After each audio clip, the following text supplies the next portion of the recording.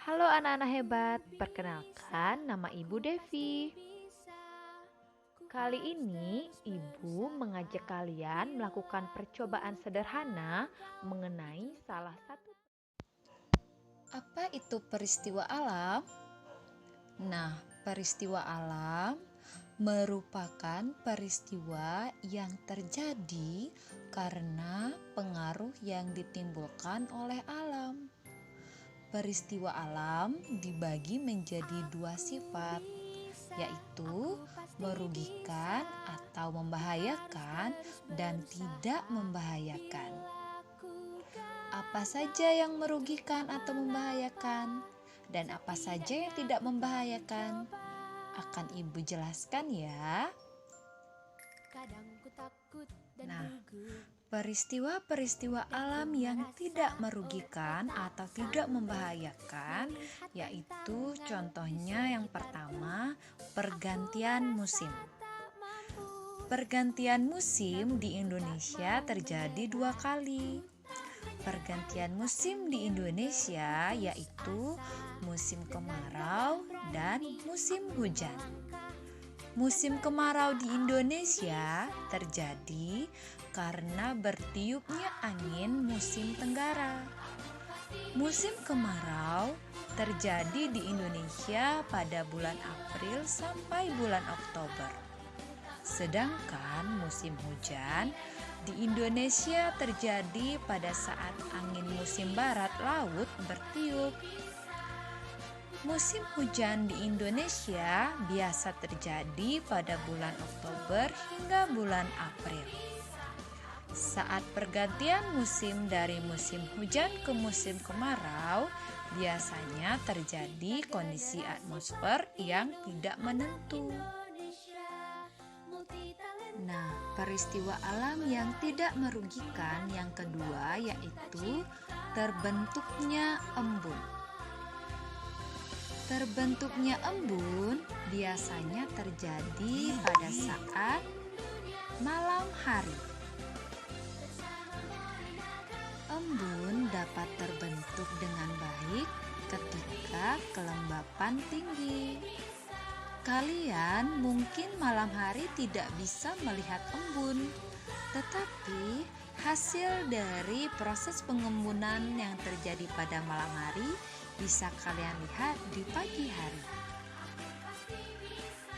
Nah, peristiwa alam yang tidak merugikan yang ketiga yaitu terbentuknya pelangi. Pelangi muncul setelah terjadinya hujan. Tetapi tidak setiap hujan turun, pelangi bisa muncul. Mengapa? Nah, sekarang Ibu akan jelaskan. Pelangi terbentuk karena tetesan air hujan yang membiaskan dan menyebarkan cahaya. Nah, itulah 3 dari beberapa peristiwa alam yang tidak merugikan manusia. Berikut akan Ibu lanjutkan dengan peristiwa alam yang merugikan manusia ya. Peristiwa alam yang merugikan manusia dapat disebut bencana alam. Yang pertama yaitu banjir dan kekeringan. Banjir adalah salah satu bencana alam yang sering terjadi di Indonesia. Banjir tidak hanya terjadi karena faktor alam. Banjir juga bisa terjadi karena ulah manusia loh. Contoh ulah manusia yang menyebabkan banjir adalah pembangunan gedung dan penebangan pohon secara liar.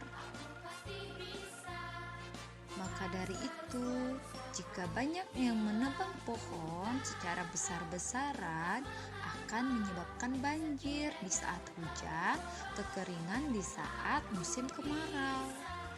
Maka dari itu, jangan dibiasakan untuk menganiaya atau menebang pohon secara sembarangan ya, karena itu akan merugikan bukan hanya diri kita saja, melainkan akan merugikan orang lain juga.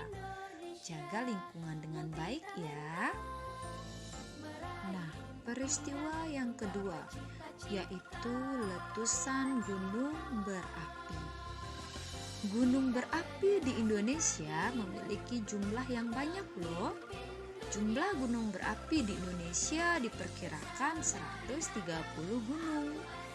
Beberapa gunung berapi di Indonesia masih aktif tentunya ya.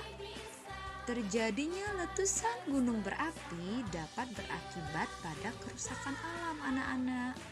Letusan yang dikeluarkan gunung berapi dapat membuat terjadinya kebakaran hutan. Itu adalah salah satu peristiwa yang terjadi jika peristiwa gunung berapi itu terjadi. Nah, yang ketiga yaitu gempa bumi. Terjadinya gempa bumi dapat menimbulkan kerusakan alam anak-anak. Kerusakan alam tersebut dapat berupa kerusakan rumah, sekolah, jalan, bangunan-bangunan yang lain juga. Selain itu, gempa bumi juga dapat menyebabkan penduduk luka-luka hingga meninggal dunia. Peristiwa alam yang keempat yaitu kebakaran hutan. Kebakaran hutan dapat terjadi karena ulah manusia atau sendirinya. Kebakaran hutan dapat terjadi karena gesekan dahan pohon yang kering pada saat musim kemarau. Namun, di Indonesia, kebakaran hutan sering terjadi karena pembakaran yang digunakan untuk lahan pertanian. Padahal itu tidak baik. Terjadinya kebakaran hutan dapat menyebabkan pencemaran udara anak-anak. Jadi bukan hanya di daerah yang terkena kebakaran saja yang pencemaran udara, tetapi daerah yang lain pun juga terkena dampaknya ya. Nah, peristiwa alam yang terakhir yaitu tanah longsor. Tanah di Indonesia banyak yang bersumber dari gunung berapi. Tanah yang berasal dari gunung berapi merupakan tanah yang subur. Namun anak-anak, tanah dari gunung berapi dapat berpotensi longsor pada musim hujan. Maka dari itu, kita harus rajin menanam pohon yang akarnya dapat menahan tanah untuk tidak terjadinya longsor. Semangat melestarikan alam ya. Nah, anak-anak, itulah tadi beberapa contoh peristiwa alam yang merugikan dan tidak merugikan.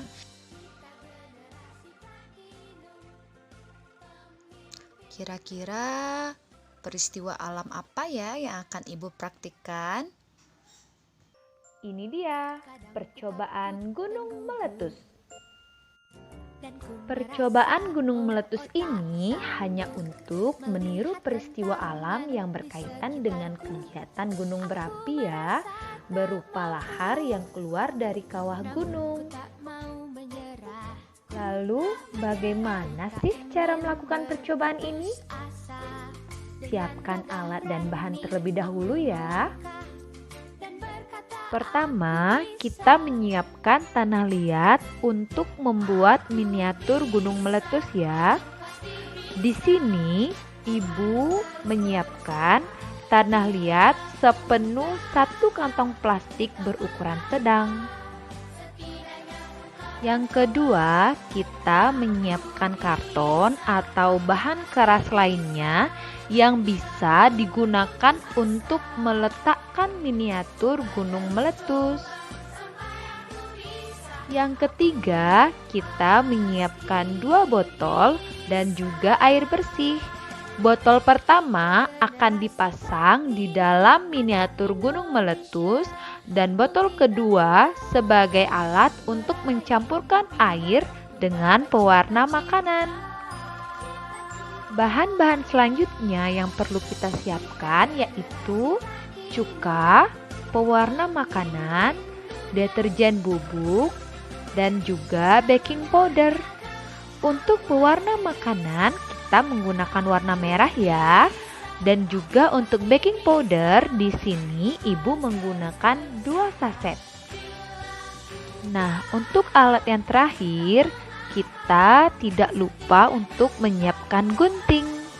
Karena gunting akan berfungsi untuk memotong bahan-bahan yang akan kita masukkan ke dalam miniatur gunung meletus. Nah, bagaimana anak-anak? Alat dan bahannya mudah kan untuk ditemukan? Kali ini kita akan mulai untuk melakukan percobaan gunung meletus. Ikuti langkah-langkahnya dengan baik ya. Pertama-tama, kita membuat miniatur gunung meletusnya terlebih dahulu ya.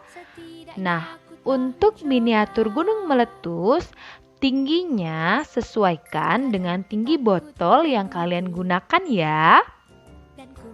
Anak-anak, perlu kalian ketahui bahwa untuk pembuatan miniatur gunung meletus ini, kalian bisa membuat semenarik mungkin. Jadi tidak harus sesuai dengan contoh yang ibu berikan ya. Asalkan yang kalian bikin itu menyerupai gunung dan rapi. Oke semua, karena kita sudah membuat miniatur gunung Merapi atau gunung yang akan meletus, jadi sekarang kita akan ke proses bagaimana gunung itu melakukan erupsi. Yang pertama, dari bahan-bahan yang sudah disiapkan tadi, kita memasukkan baking powder terlebih dahulu. Di sini saya menggunakan 2 saset baking powder.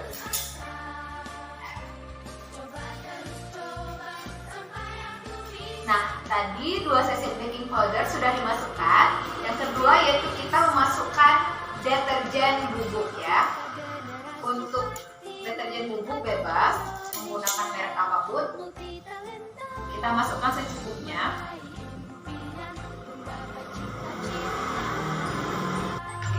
Baking powder sudah, kemudian deterjen bubuk juga sudah, dan yang ketiga yaitu air yang sudah dicampur dengan pewarna makanan yang berwarna merah, karena gunung meletus warnanya merah.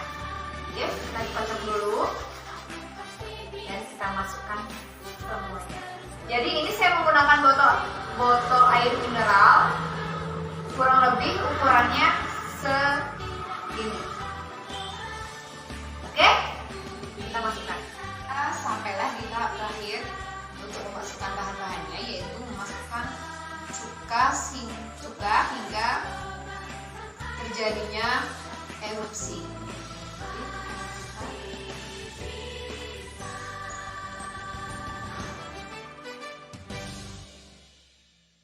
Aku bisa, aku pasti bisa. Ku harus terus berusaha. Bila ku gagal, itu tak mengapa. Setidaknya ku telah mencoba. Kadang ku takut dan gugup. Oke, ini adalah proses terjadinya erupsi gunung. Anak-anak, perlu kalian ketahui sebagai penambah ilmu pengetahuan kalian bahwa magma atau lahar yang keluar dari gunung berapi sesungguhnya itu memiliki berbagai macam gas. Gas-gas yang terkandung dalam magma itu atau lahar yaitu uap air, oksida, belerang, gas, karbon dioksida, oksigen, nitrogen, dan asam sulfat. Gas-gas inilah yang beraksi dan menghasilkan tekanan yang tinggi yang menyebabkan magma atau lahar yang di dalam gunung terdorong dan berusaha keluar ke permukaan bumi yang menyebabkan kerusakan yang dahsyat. Nah, anak-anak, ternyata dari berbagai macam gas yang terdapat pada magma, ternyata ada loh salah satu gas yang terdapat pada campuran bahan yang kita siapkan tadi, yaitu campuran antara soda kue dengan cuka. Campuran dari kedua bahan ini, yaitu soda kue atau baking powder dengan cuka, akan membentuk salah satu gas yang terkandung dalam magma gunung berapi, yaitu karbon dioksida, yang akan berusaha keluar dari miniatur gunung berapi buatan yang kalian ciptakan. Bagaimana anak-anak? Mudah kan cara melakukan percobaan gunung berapi ini? Jadi Ibu harap semoga percobaan yang Ibu ajarkan kepada kalian ini bermanfaat ya. Dan Ibu harapkan kalian bisa mengenal bencana alam dengan lebih baik. Terima kasih yang dapat Ibu sampaikan dan sampai jumpa di pelajaran berikutnya. Dadah!